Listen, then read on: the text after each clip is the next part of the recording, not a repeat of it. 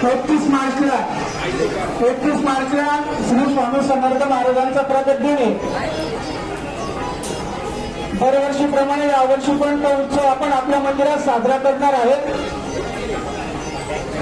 सकाळपासून तर संध्याकाळपर्यंत कार्यक्रमाची रूपरेषा आहे। सकाळी आरती आहे, महाराजांची पाद्यपूजा आणि अभिषेक राहणार आहे। अभिषेक झाल्यानंतर आरतीनंतर 10:30ची नैवेद्य आरती राहणार आहे। 10:30च्या आरतीनंतर 11 वाजेपासून महाप्रसादाचा कार्यक्रम आहे। 3 वाजेपर्यंत महाप्रसादाचा कार्यक्रम चालू राहणार आहे। 4 वाजता आपल्या स्वामी समर्थ महाराजांची पालखी निघणार आहे।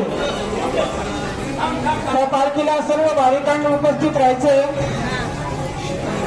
पालखी झाल्यानंतर संध्याकाळी 7 वाजता नेहमीप्रमाणे आपली आरती राहणार आहे महाराजांची। महाराजांच्या आरतीनंतर परत प्रसादाचा वाटपाचा कार्यक्रम आहे आणि रात्री 8 वाजता भजनाचा पण कार्यक्रम ठेवलेला आहे। रामदेवजी बाबा भजनी मंडळ।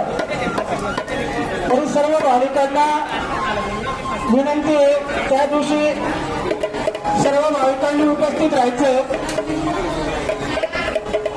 श्री स्वामी समर्थ।